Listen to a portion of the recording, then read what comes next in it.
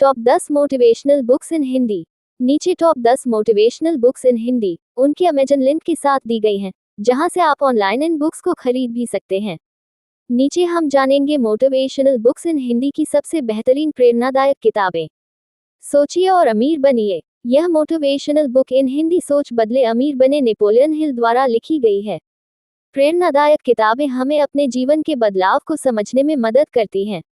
अगर आप अपनी जिंदगी को और बेहतर बनाना चाहते हैं तो समझिए कि यह किताब आपके लिए ही है।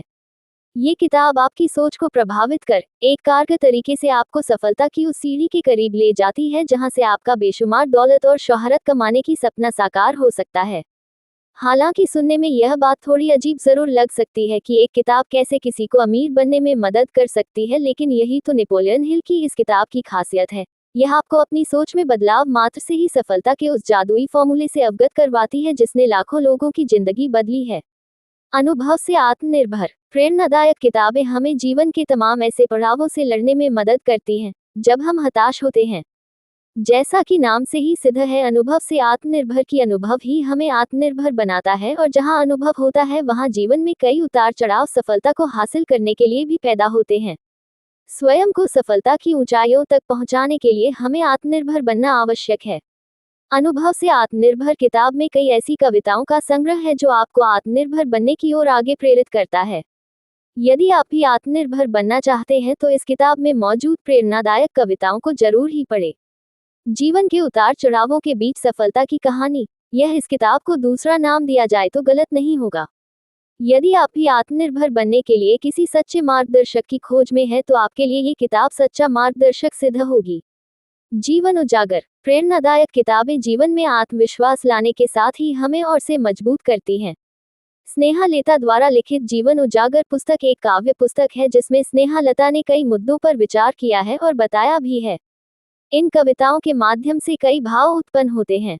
इन कविताओं में कई विषय जैसे सामाजिक मुद्दे, देशभक्ति कविताएं, प्रेरक कविताएं, अंधविश्वास, रूढ़िवादी परंपरा इत्यादि जो आज भी कहीं न कहीं जिंदा है, उन पर लिखी गई कविताएं इस पुस्तक में केंद्रित है। इसी के साथ साथ बच्चों की कविताएं भी इसमें देखने को मिलती है। स्नेहा लता ने इन मुद्दों पर कविताएं को बड़ी ही गहराई और सहजता से लिखा है कि मानव जैसे हम इन समस्याओं के भावों को अनुभव कर रहे हो।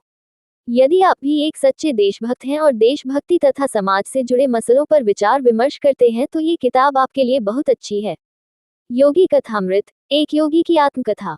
योगी कथामृत परमहंस योगानंद 5 जनवरी 1893, 7 मार्च 1952 द्वारा रचित आत्मकथा है।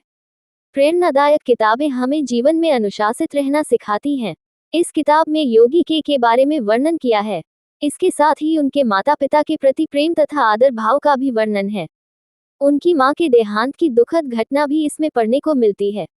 एक साधारण मानव से संत बनने के सफर का इसमें वर्णन किया गया है। संत बनने के सफर में जब वह हिमालय की ओर प्रस्थान कर रहे थे तो जो बाधाएं उत्पन्न हुई उसका वर्णन इसमें किया गया है। इतना ही नहीं, कई सारे रोचक तथ्य इसमें केंद्रित हैं।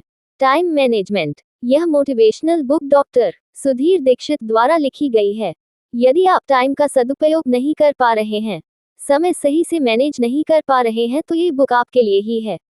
टाइम मैनेजमेंट के लिए डॉक्टर सुधीर दीक्षित ने इसमें 30 सिद्धांत जैसे समय की लॉगबुक रखें, आर्थिक लक्ष्य बनाएं, अपने प्राइम टाइम में कैसे काम करें, टाइम टेबल बनाएं, कर्म में जुट जाएं आदि ऐसे कई पॉइंट्स को बड़ी गहनता और सहज तरीके से समझाते हुए वर्णित किया है।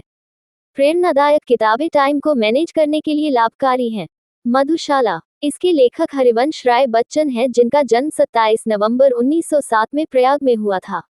प्रेरणादायक किताबें प्रकाशित होने में उनकी पुस्तक मधुशाला भी शामिल है। 1935 से मधुशाला प्रकाशित होती आ रही है। मधुशाला की कविताओं को कौन नहीं पढ़ता और गुनगुनाता है। मधुशाला में कविताओं को इस तरह से पिरोया गया है मानो जैसे मोतियों की माला में मोतियों को पिरोया जाता है।